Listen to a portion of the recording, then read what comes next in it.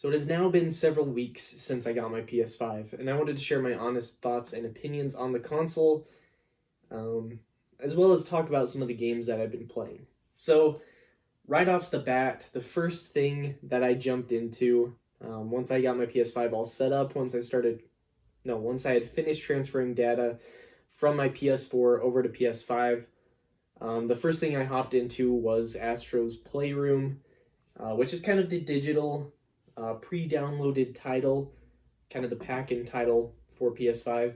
And I've got to say, I'm so happy that I tried out Astro's Playroom first, because not only is it just a fun, simple platformer, but it is the perfect showcase for not only some of the PS5's capabilities, but more specifically the controller itself.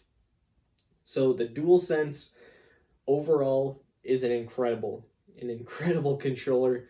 You've got to try one at least once. I mean, it's insane what this controller can do, and kind of a weird comparison here, but some of the innovations with this controller remind me of the Wii remote, which not all the way, but there's a couple things. I mean, Wii remote, of course, like this, had motion.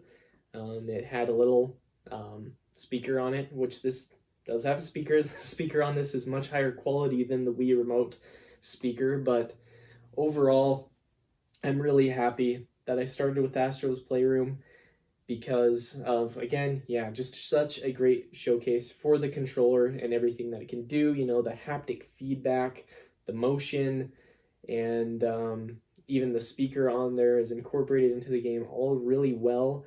And you even use the touchpad at times. So overall, if you get a PS5, if you haven't gotten a PS5 yet and you're planning on getting one, I highly recommend you check out Astro's Playroom at some point, if not the first thing that you do, because of just how cool it is to experience the DualSense controller in that game.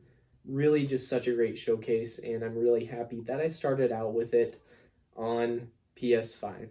Now, also something that I was playing around the same time that I got my PS5, or during the same time that I got my PS5, I was playing God of War Ragnarok on my PlayStation 4 Pro, which played great. Ran really well. But man, I've got to say, the load times jumping to PS5. Now, keep in mind, for some titles that were kind of cross-generation, like this, that says PS5 upgrade available, it was about $10 for me to upgrade from the PS4 to PS5, but I didn't do that. I still use the PS4 version of the game because, I was perfectly satisfied with it. And I've got to say, though, running on PS5, the load times were way better. Seriously, I remember dying in the game before, and then you have to respawn. That would take a minute on PS4 Pro. However, on PS5, it was a lot quicker. And I was really happy to experience a PS4 game kind of on both at the time, right? Like, that way it was more noticeable to see the leap in speed for loading times. So that was really cool.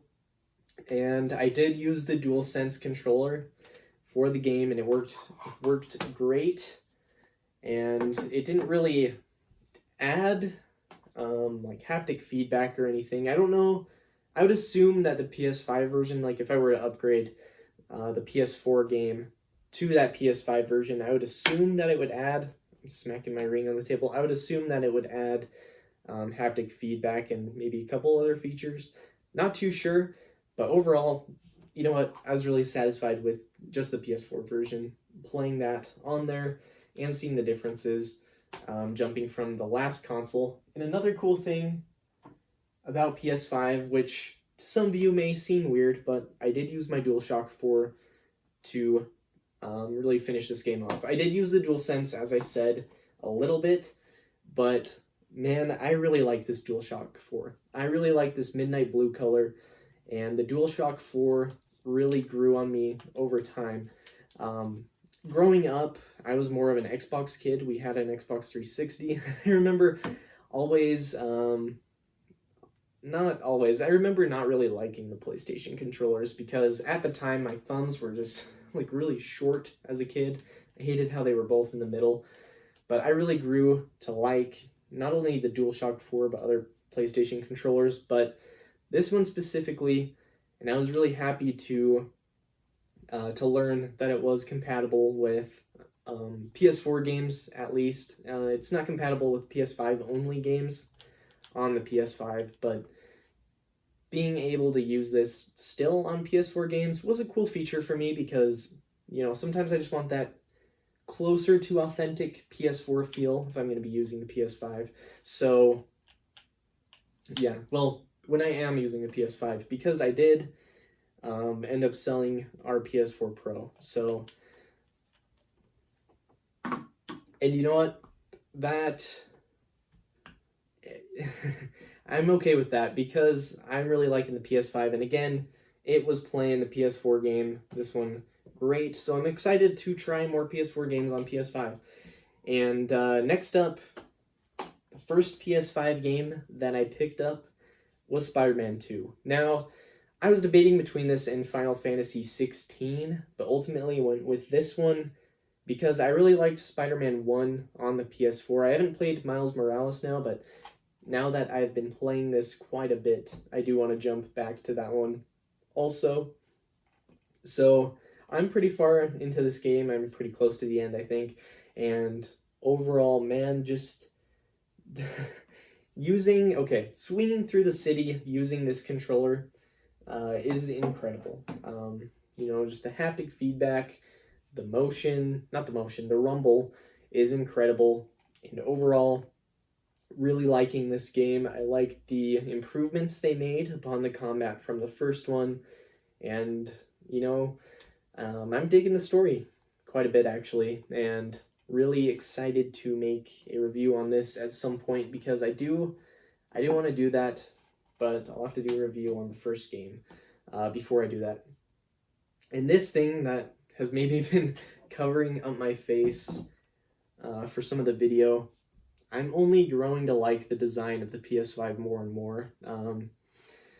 Overall, there has been some negativity toward the current generation of gaming, right? It seems like great games are few and far between when more so compared to something like the days of the 360, right? Where, and PS3, where it seemed like great games were releasing all the time, which is kind of true, right? It's pretty accurate, but I've got to say that, you know what? This can play PS4 games. Most of the PS4 library. This can play the great PS5 games that are great, that have released. So stuff like Spider-Man 2, which is incredible. I want to check out Demon's Souls, the remake. I want to, of course, play the Final Fantasy exclusives. So there are great games on there. And indie developers as well have been making great games. So really, yeah, I mean, great games, like AAA great games, which not all AAA games are great, but when they are, it seems like they're few and far between, but in the grand scheme of things, there's already such a vast library of games. So I'm really not concerned about, when, when the next major PS5 release is going to be. Like, it's cool to know, but I already have all these games in kind of the backlog, as well as games that I want to get and add to my backlog in the future to play. So overall, I absolutely understand what people are saying, right? I'm not saying that this is the greatest generation of all time in terms of the games. Like, we're getting all these brand new releases constantly. But you know what? For me, they're releasing at a decent rate, right? So it's not to the point where it's almost overwhelming how many games there are. But I mean, it still is, because there's a lot of games that I want to play, not only for PS5, but going back on PS4 as well. So overall, my thoughts and opinions on the console are very high. I've really enjoyed this. I've really enjoyed playing PS5, and overall, I've got to say, yeah, there's been negativity, but I think it's great.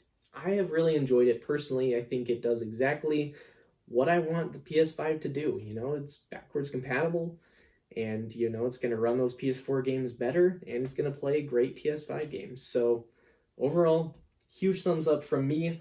Let me know what you guys think though in the comments below, and I appreciate you guys checking out this video, and I'll see you in the next one.